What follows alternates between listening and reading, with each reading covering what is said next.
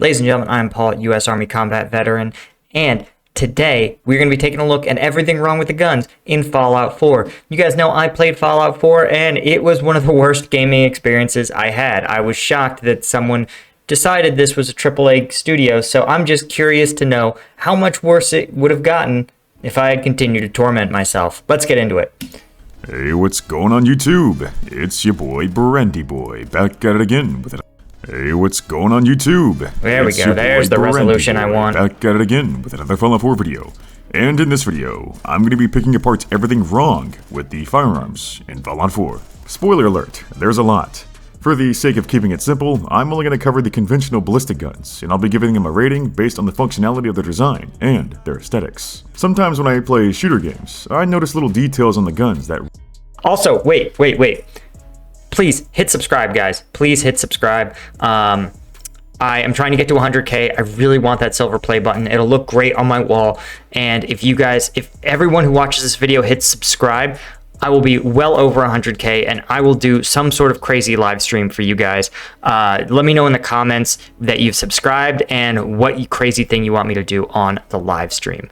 Okay, rant complete. Yeah, I mean, I do too, honestly. The things that make no sense. There's a lot, and I get it. The rule of cool is always the #1 priority when it comes to guns. And of course, the real world also has some incredibly preposterous firearms, so it's unfair to judge them. And you know, one of the things that we see with firearm design is that the reality is that it's a lot of trial and error, and there's no shortage of errors. really bug me. Fallout 4 especially is quite an egregious offender. I can point out something wrong with literally every single gun in Fallout 4. None of them are perfect. Most are mediocre, and some are just ungodly abominations.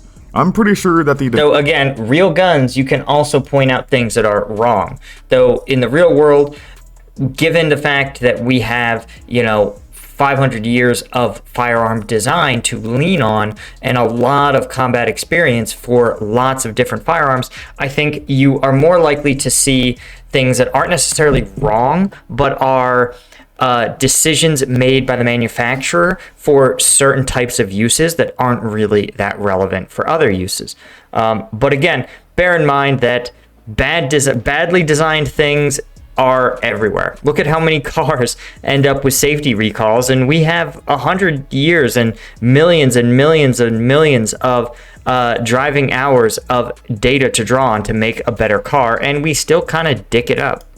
Developers never even held a gun in real life, and that lack of experience reflects onto the game, which then makes it less immersive, and that can certainly be detrimental to your gaming experience. I know it's just a video game, and not everything has to be super realistic, but overanalyzing things is fun, and clowning on Bethesda is always entertaining. So let's go ahead. Facts. This man's spitting facts. And do just that. So to begin, let's talk about the first gun you pick up in the game, the 10mm pistol. Although it may be a statistically great gun to use in the early game, it's an oversized eyesore that looks like a toy. Due to its comical size and lack of sharp edges, I can't take this gun seriously. It just looks goofy. I don't have an issue with big hands. Okay, wait. All right, let's take a look real quick at the actual design. I don't know if he's going to break down the design. Oh, he's going to spend a lot of time doing it. I'm going to give you my thoughts. So here's the thing. The problem with this weapon is not what it has. It has basically all the core components, though there's some weird action going on with the grip/magazine well. So you can see there's, okay, actually, no, I lied. There's problems. So this fully detached slide, right? So where does the round chamber? It comes up here, and then does it slide forward and go into the chamber? If so, why do you have this extra chamber hole here? That's just a place for dirt to get caught. You normally don't. And then you have a very, very, very small barrel, which is not necessarily a problem. But then you're left, what is all of this for? Is this supposed to be like a flashlight attachment that's dead? It doesn't make any sense for this to exist. You're also left with the question, why do we have this giant part back here? This is where the hammer should be, but the fact is that this is big for a hammer. This is just a lot of excess stuff. It kind of makes sense that there'd be some ridges here to sort of let you pull the slide, but It just doesn't make sense. And then is this the magazine release, I suppose? Handguns, but this one is unnecessarily large. Seriously, look at the size of this monster when compared to my character. It's gigantic. The whole point of a pistol is to be convenient and concealable, but a pistol of this size would simply be way too cumbersome, and it would handle like a semi-truck. The 10mm in Fallout just has way too much extra weight that doesn't add to the weapon's functionality. If anything, it worsens its effectiveness and ergonomics. If it was simply shrunk down a little bit, then it would be more serviceable. But even then, I can't say I like the aesthetics of it, and I would say it's a downgrade compared to the older games. In New Vegas, the 10mm pistol was indeed a little oversized and bulky. It was more just a little? That thing's a monster too. Squared off, which made it look more intimidating. If I had to take a guess, I would say that this one is inspired by the Mark 23, which also sports a blocky shape. But okay, back it up. Look at what the Mark 23 features that this doesn't. These things have clear, if it doesn't have a clear design purpose, it's not on the weapon, right? This is a suppressor or silencer, right? Making the rounds quieter. This is a tactical flashlight and an attachment for other attachments if you have the need. So I think this is actually a flashlight, and this might be an IR. So what is this? This is nothing, okay? This is the real key difference here. Other than that, yeah, there's definitely some design inspo, but you can see here, I think this is a magazine release, and I think this is the slide lock. But you notice, unlike the 10mm, these are very subtle, right? The idea is not only do you want to have usable, accessible switches and levers to perform necessary functions on the weapon, but what you don't want to do is have them be easy to accidentally hit, right? You don't want to draw your weapon and have the magazine release catch on your pocket and have the magazine drop out of the weapon as soon as you draw it. That's why you can see modern pistols especially are clearly meant to be drawn from a holster, from a concealed location, in order and then quickly brought into the fight, right? They're for combat troops, they're a secondary weapon. For law enforcement, they're the primary weapon, but they're not the primary use of their hands, right? That's why, of course, police officers don't patrol with a M4 in their hands, generally. So what you don't want is to have big, clunky levers that are going to make things happen to the weapon, that are going to get caught on stuff as you draw it. Meanwhile, the Fallout 4 10mm looks like a bubbly Nerf gun. It's not unbearable, but I can't say I like what they did to the 10mm. I'll rate it 2 out of 5 bottle caps. On to the next weapon you're most likely to run into, the pipe gun. The idea was great. Handmade weapons would most certainly be prevalent in a post-apocalyptic scenario, and they would fit perfectly into the Fallout franchise. But unfortunately, the idea was executed very poorly. Besides these things looking like literal garbage, their design doesn't make a whole lot of sense. The magazine especially is what perplexes me the most. There's nothing wrong with side magazines, I think they're neat, but why is the magazine placed below the chamber? Even further, you can visibly see that there is no mechanism which feeds the magazine from below and into the chamber. It's sealed off, so there's no way for these Yeah, it's feeding it directly into wood rounds to actually get into the chamber. Even if there was, this design is unnecessarily complex. Okay, so what I think he's referencing probably is the Sten gun. Hey people, Seth here. Not today's video.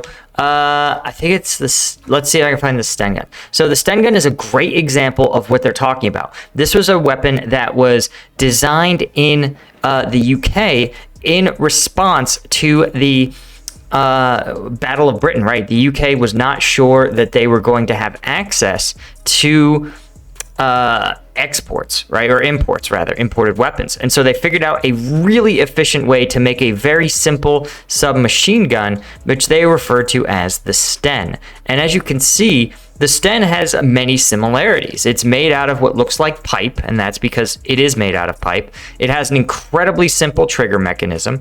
It has an incredibly functional design. But notice here, you have the magazine, but it feeds directly into the chamber, right? And this is a key difference, is that it's simple, elegant, practical, and highly, highly functional. You could probably build this in just about any machine shop in your town. For being a handmade weapon, it would easily jam and break apart after a few shots, provided that it could somehow shoot in the first place, and I doubt that it would ever be capable of automatic fire. Also, for some reason, when reloading the gun, you rotate the bolt and then pull it back, as if it were a bolt action, but that doesn't make sense either, because it's an automatic weapon. Obviously, this is just a case of Bethesda being lazy and reusing it. Yeah, so one of the things with the Sten, and I maybe can even find a GIF of it reloading, it's an open bolt, right? And so that means that you don't really ever have to the bolt doesn't lock in position. When it fires, let's see if is this a GIF of it? Yes, it is. Okay, check it out. Here's a GIF of the Sten Mark II, right? Let's see if we can open this in a new tab so we can focus on the important parts. Notice that when it fires, do you see that little red dot? That's the handle. That's the charging handle. This thing is firing, and there's no locking the bolt in place. When it's done firing, right, the bolt just sits forward, and it's, again, it's automatic and incredibly, comically, insanely simple in design, which it deserves some credit for, a lot of credit. So the idea that a homemade gun could never be automatic is nonsense. This is as close to homemade as you can get. This was the equivalent of a homemade gun in the 40s. But you notice that there's no locking this bolt in any kind of position. It just sort of, it's almost like a modified slam fire gun. That's how simple its mechanism is. Animations, but it's still an awful gun nonetheless. Which is funny. It's classic Bethesda to just be like, well, you see, it makes sense for it to be very, very, very, very, very simple in operation. Correct. But it doesn't have a gee-whiz feel, so we have to give this a bunch of gee-whiz nonsense, like locking the bolt in and out of place. Locking the charging handle in and out of place. Like someone with a pipe gun's gonna make a rotating bolt. May design. Maybe the Raider should have looked to the Ludi or Sten gun for some inspiration, instead of whatever abomination this is. I'll give the standard pipe gun 0 out of 5 bottle caps, because there's no chance this thing would even work. Next gun. The pipe bolt action.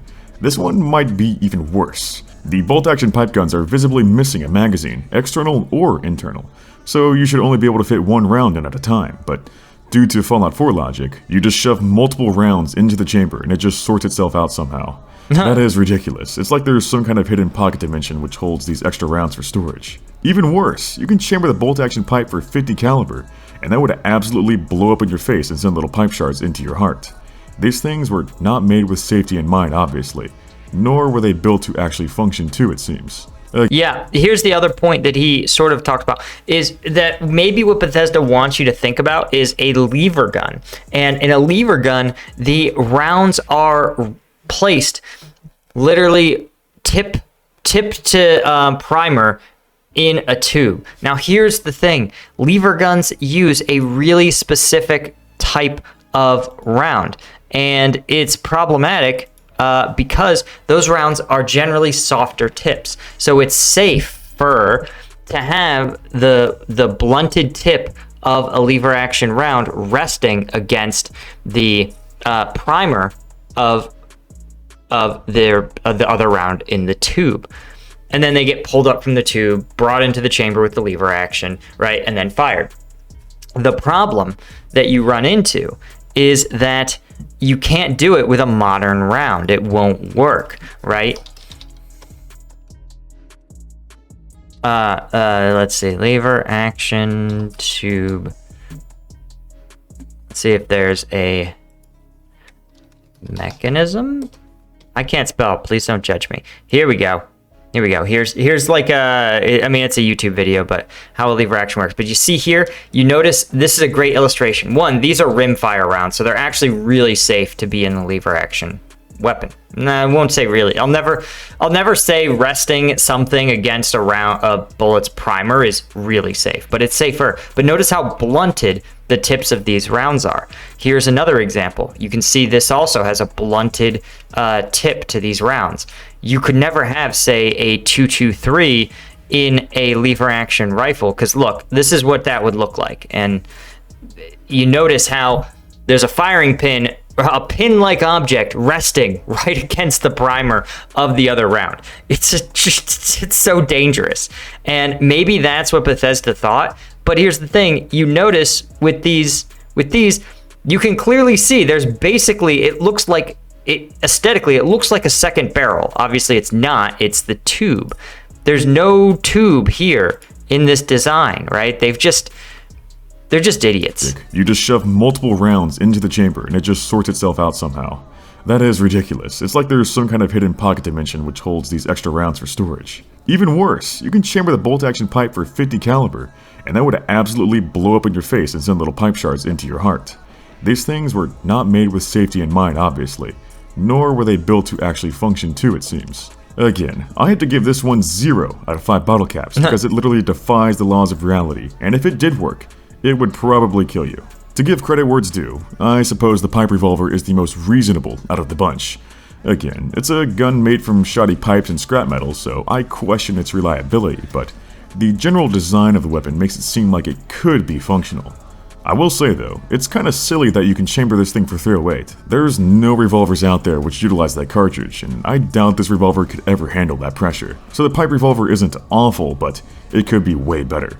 I'll rate it, Yeah, here's the thing, guys. Older rifles, right? The 38 caliber round, the 38 special, that's a very small round. I believe it's even smaller than the 9mm. And the reason 38 special was so popular with revolvers back before about 1920 is because revolvers could safely take those chamber pressures, right? Bigger rounds, more pressure. You need better material to hold everything together and not have it explode on you. So if you were to design a pipe revolver, I don't know if I would trust a homemade weapon, full stop. And I definitely wouldn't trust a pipe revolver in anything bigger than about 38 special. 2 out of 5 bottle caps. But the reason, of course, revolvers were invented in the 10s is because the design is simple. It's very simple. It's very effective. It doesn't require super complex machining. And that's why they became one of the earliest weapons. Or earliest popular, like, hand pistol firearms. Gun. Another early game weapon you'll run into is the minigun. At first glance, it may look okay, but there's actually lots of problems with this one. First off, its implementation. You were literally handed this gun at the very start of the game when you reach the Museum of Freedom, along with a suit of power armor too. It's supposed to be an epic cinematic set piece, but it ultimately ruins the sense of being a wasteland scavenger. To counterbalance this odd balancing decision, Bethesda decided to make the minigun extremely underpowered. It has a base damage of 8, which is the lowest in the entire game from a minigun. The rate of fire is pretty high, but it's still nowhere near its real-life counterparts, and the DPS is extremely lackluster. It's supposed to resemble the M134 minigun, which is an absolute shredder that spits out 7.62 at up to 6,000 rounds per minute. But in Fallout 4 here, they really did it nasty, and decided to make it do as much damage as an airsoft gun. I only ever found it useful at the very beginning of the game. After I kill the Deathclaw with it, I'm out of ammo and I toss it in the storage, never to be used again, because it's just pure garbage. That's another thing. The ammunition for it. For some odd reason, the minigun in Fallout uses 5mm rounds. It's an odd cartridge which is unique to the Fallout franchise. I'm not sure why the US would ever produce a 5mm when they already have the 5.56. It's an interesting piece of pre-war lore. And if someone can explain why it exists in the Fallout universe, then please, let me know in the comments. But anyway. Well, I mean, here's the answer. Is that sometimes, and the Soviets were notorious for this, sometimes if you have the enemy and your enemy has a class of round that's really effective. A good example would be in the Vietnam War, right? The US rolled out their 5.56 round. It was super small, very lightweight, very lethal at the distances engagements took place. And the smaller size meant that you could have 30 round magazines, right? You could ship significantly more in, say, the belly of a helicopter or the belly of a ship than you could 7.62, right? 7.62 is actually a little less lethal. It was, bulkier, heavier. And so the Soviets said, wow, these guys, they've really innovated something. We're going to steal it. Now, here's the problem. If the Soviets made 5.56 rounds, just straight clones, it meant that in the event of a war, if NATO forces captured Soviet supply depots, well, the NATO forces would be able to literally raid their rounds and put them in their own weapons. So you would capture your enemy's supplies and make yourself stronger. And the Soviets wanted to avoid this at all costs. So what they did is they made the 5.45, a nearly identical round, very similar ballistics, very similar size, transportability, similar lethality, but just different enough that if the NATO forces were to obtain those rounds, it wouldn't give them any logistical advantage. They couldn't retool them. They couldn't retool their weapons for it. They wouldn't be able to use it. So it's possible if you have a round that you go, this doesn't make any sense, it's deliberately done not to make any sense. So if, let's say in Fallout lore, the Chinese forces, the Red Army or whatever, had 5.56, let's say they got to it first, then it may make sense for the US side to develop a 5mm with similar ballistic characteristics that isn't cross-compatible with Chinese weapons. The minigun uses this special ammunition, and it's the only gun in Fallout 4 that uses it, making it extremely niche. And since the minigun has a fast fire rate, it burns through all that ammunition instantly. To be fair, it should be an ammo burner, but its low damage doesn't make up for it. In fact, there's really no positives to using this gun. It has nothing but downsides. Imagine just standing there and eating 15 minigun rounds. Like, I'm sorry, in the real world, even if you had like top tier level 5 body armor, dude, you are going to, like, that's meant to take 3, 4, 5 rounds on a lucky day. Dude, this thing's putting 10 into you before you can even press, like, play on your iPod. Okay, you're donezo. Yeah, that's right. I made an iPod reference. The spin-up delay. When you try to shoot this gun, you have to hold down the trigger and wait a second for the barrels to spin before it starts shooting. It's a common trope in lots of shooter games, but no. Miniguns don't actually have to take a second to warm up before shooting. They fire instantly. Miniguns in real life are powered by electric motors. And they're also exclusively mounted weapons. They're simply too impractical to be carried by infantry. But you see, in the Fallout universe, power armor was invented so that soldiers could carry these massive weapons, and miniguns like this were adapted into portable designs. Also, the giant drum magazine is an interesting choice. It only holds 500 rounds, which seems like a lot, but it runs up pretty quick. And somehow you just swap out the drum in 2 seconds to get back to firing. The reload animation on this one is especially weird, because there's not much going on that would suggest that you're actually reloading the weapon. You kind of just shake your gun, pull a giant drum out of your butt, and pop it in. You don't even need to adjust the ammo belt, it just finds its way into the chamber somehow. This is another thing, a trope that really bothers me in these, a lot of video games, again, is that we don't consider, I understand, the games have to be playable, I get it, but you should bear in mind that if you haven't carried a combat load, let me tell you, things get heavy fast, and when you're weighed down, your mobility takes a hit. Doesn't matter how good a shape you're in, right? And there's also just a space constraint. At the end of the day, if you want a power armored fighter, a power armored soldier to fight for, let's say, 12 hours straight, well, with a minigun that fires 500 rounds per minute, or 600 rounds a minute, well, you see how the problems with ammo consumption pretty quickly become a major issue.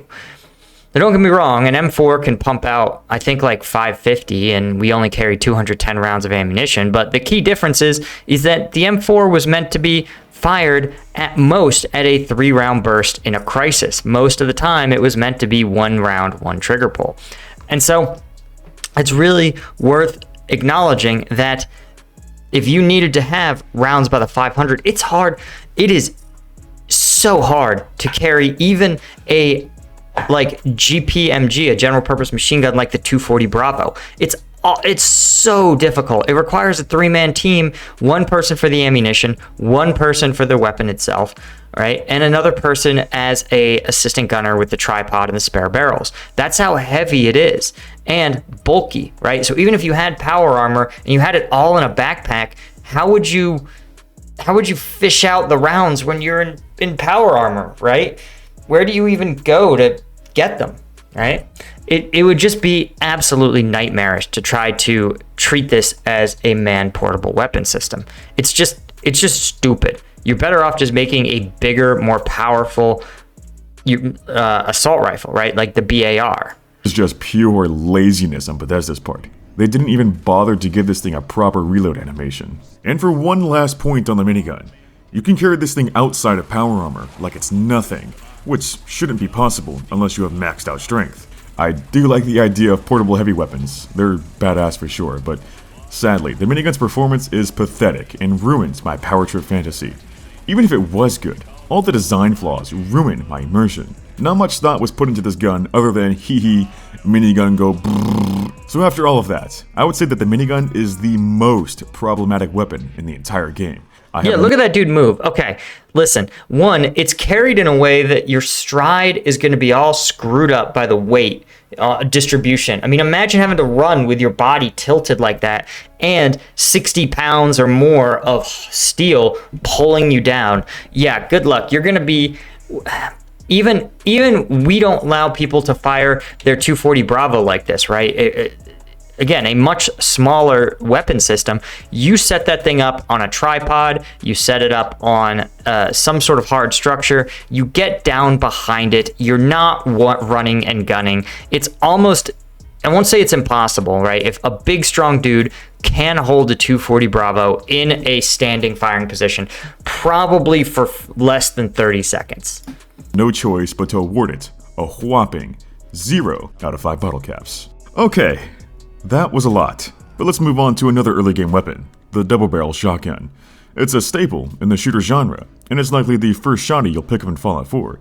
It's simply a generic double barrel, and it doesn't try too hard to be special. I will say though, the design does seem a little bit off, like it's noticeably thicker all around than what it should be, but maybe it's just bulking season. The only other flaw is... Facts, dude. Yeah, you can't screw up a double barrel, and the reason is, it's again one of the earliest weapons because it's so simple, right? I wonder when the first double barrel I think showed up in probably the 1700s, but I guess would be the 1790s is my guess. The first double barrel shotgun was developed in, we think, 1671, right? The fowling piece is what they referred to it. In Gentleman's Recreation, 1761, right? Now, of course, they didn't have the properly self-contained cartridges, right, that we have now, or with slugs or buckshot. But you can see this is something, this 1685 King James shotgun is actually would look completely familiar to a modern shooter. Obviously there's the black powder mechanism instead of a more straightforward hammer, but this is basically that. This is basically a shotgun, right? Here's a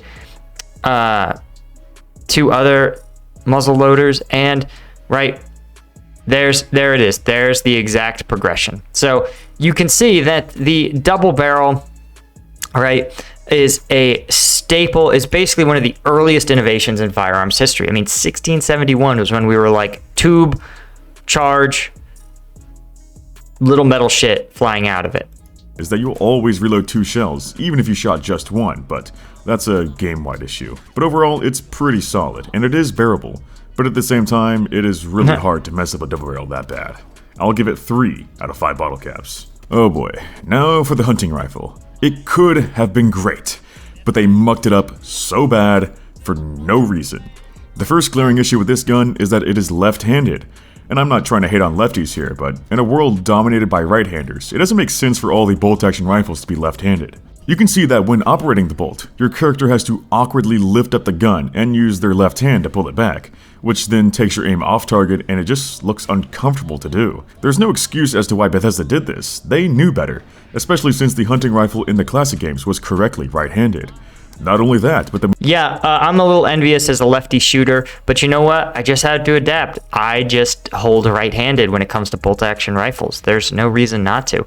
And it's very, very easy to keep, when you cycle the bolt, you don't want to disrupt your sight picture, right? If you don't have more than necessary. And so having to turn the rifle, reposition yourself, reestablish your shooting position, right? If you need to send a follow-up shot, the less you move, the better, because it's going to be hard to recreate the shooting position, the breathing, the sight picture. You're going to have to recreate all of it from scratch for that second follow-up shot. It's no good if you're hunting, and it's no good if you're in combat. The majority of the time, you'll find that the hunting rifle is in a sawed-off state, which is definitely an odd decision. There's zero benefit to cutting down a precision rifle.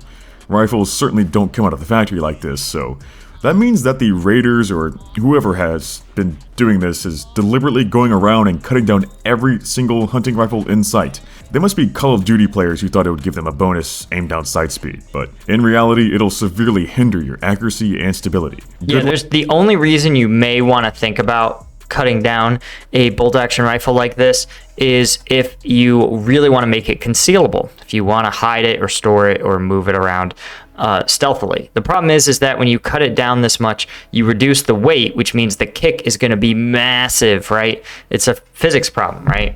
You have a bigger object takes more energy to move, right? A smaller object takes less energy to move. So you end up with this terrible physics situation. It's just bad all around. It doesn't make your handling better. Even when it's fully upgraded, the left-handed bolt still ruins it. Terrible design. And I just want to point out that when you shorten the barrel of a rifle, the rifle gets its accuracy from the twists in the barrel. As the round goes through it, it rotates in the twists, it gains accuracy. When you shorten the barrel, you have fewer twists, it has less spin, the accuracy takes a nosedive. So it's sort of like it's like taking a Porsche engine and putting it in like a tuk-tuk, you know? It doesn't matter. It's so powerful that you've almost made it non-functional, right? This is what happens when you take a full-powered rifle round and put it in a super ultra mega short barrel. It ungoofed on this one. I rate it to 1 out of 5 bottle caps. At least it's functional. Barely. Moving on to yet another disappointment. Nah, just joking. I'll address the submachine gun now. It's obviously based off of the Thompson, but it's like a Walmart... Listen, I'm not a disappointment, okay? How did my dad get in this YouTube video? No, I'm kidding. He just doesn't understand what it means to be a 35-year-old who makes videos for a living. We've all been there. Whoa. Great value version. Either that or it's supposed to be a toy. This thing doesn't look natural, and it belongs in the uncanny valley because it comes close. But it's eerily dissimilar. One of the glaring issues is that this gun is left-handed too, and the proportions are a little bit off. It's noticeably fatter than the real Thompson, while also... Interesting. Wait, which one's the real... I think this is the real Thompson. Yeah, it does have some problems. I won't be shocked in the post-apocalypse that people cut down the stock, right? Everybody, listen, if you've spent more than 30 seconds around an irregular force, you know, like most of the Afghan armed forces were, you realize that they dick their weapons up like it's going out of style, like a lot. And sometimes it defies common sense, right? I saw one that had 2, not 1, but 2 underbarrel foregrips. Why? Because if 1 foregrip is good, 2 foregrips must surely be better. So common sense, not necessarily the play. So it would make sense that they would cut this down. It would probably even make sense that they would like cut down the foregrip. There's just a lot that a dumb raider would do for sure. Also lacking several prominent details. By default, it comes with a stubby stock and a tiny drum which somehow stores 50 rounds of 45. It's also missing an option for a stick magazine, which is yet another letdown. Speaking of letdowns, so is the damage profile. Despite shooting 45 caliber, this thing hits like a wet noodle, which makes it nearly unusable if you're trying to play seriously. The only exception would be the legendary spray and pray variant, but if you can't afford that, then you're better off using literally anything else. So the submachine gun just looks goofy and... Okay, this is my complaint. I'm gonna go on this rant. Sorry to everyone who's a fan who's heard this before. Okay, so what is my gripe with the 45 thing? Well, the 45 rant is this. The ballistics of the round, the stopping power, are the rounds when they pop off, when they explode and push out the barrel, right? They're a physics problem. Equal and opposite reactions, action and reaction, right? So when you have an explosion, some of that energy, right, let's say it's not 50-50, but let's say 50% of that kinetic energy goes into the bullet. So a bullet's a small object, receives that kinetic energy, goes very fast, right? But a large object receiving that kinetic energy is not going to do much moving. It won't move them much at all. That's the recoil. You feel it. It feels like this. It feels like a tap from your friend, right? So what that means is that the other part of the physics also applies. If that kinetic energy is discharged into you as a person, it can't feel like much more than the recoil, just by physics. Now, obviously, having a round shoot you is bad, and it's gonna kind of mess you up, right? But it's not gonna feel like somebody was like, getting hit with a 45 feels like getting punched in the chest by Mike Tyson. No.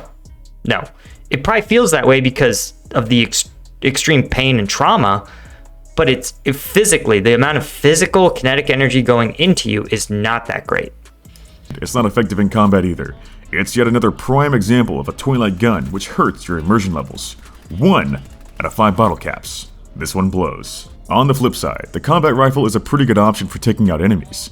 It also uses 45 caliber, yet it does 3 times the damage of the submachine gun. Okay, that's nonsense, right? The rounds are the rounds. And as discussed, you can improve accuracy by having a longer barrel and more twists, but you won't. There's no weapon that adds kinetic energy.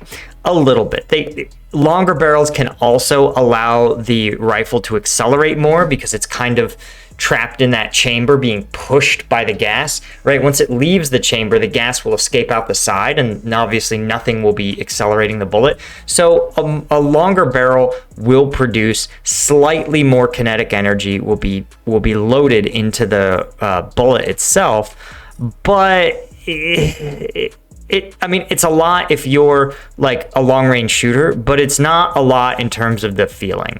Because that's balanced. That's the problem though. This gun shouldn't be using 45. It's but 3 times as much power? No way. Called a rifle, yet it's using pistol ammunition, which would make it either an SMG or a carbine. What makes it even more confusing is that the magazine is obviously designed for rifle caliber ammunition due to its size. There's no sense in making a magazine this wide if it's going to use 45. Shout out to him for making the Chad Fallout 4 character hold these preposterous guns. So in reality, it should be about half the width. The only way it makes sense is when you upgrade it to 308s, but that should be the default caliber. To give it some credit, at least the ejection port is on the right side, but where I won't give it any points is for the aesthetics. It's just not very pretty. It looks like something a kindergartner would draw if you told them to draw a rifle. It's an odd design choice for sure, especially considering it looks like a Russian PPSH. The themes here really don't scream American. I mean, again, it's Fallout. It doesn't matter. It may not even be. It may be like their version of like the AR-15, right? The rifle in everyone's looks too much like a commie gun, if you ask me. So this gun loses points for being functionally confused. I think it's inspired by the BAR. All right, let's take a look at the BAR real quick. We'll just see, right? BAR rifle. I know it's duplicative. Oh yeah, I think it's BAR inspired. Yeah, there's the BAR, all right? And there's the M18. And let's see if we can find a picture of this this puppy. Yeah, I'm gonna say it's meant to be kind of BAR inspode. Yeah, it's definitely BAR inspode. In fact, it's almost it's not quite a shot-for-shot clone. The chassis is different, but it's not as far off as it is from the PPSH. Okay, guys. So I got some. All right, I'm gonna call it there. We're at 40 minutes. Let me know in the comments if you want me to hit this again, rant more angrily about guns. And as always, guys, be sure to hit subscribe and check out the Patreon if you want some combat video breakdowns. I'll see you in the next one.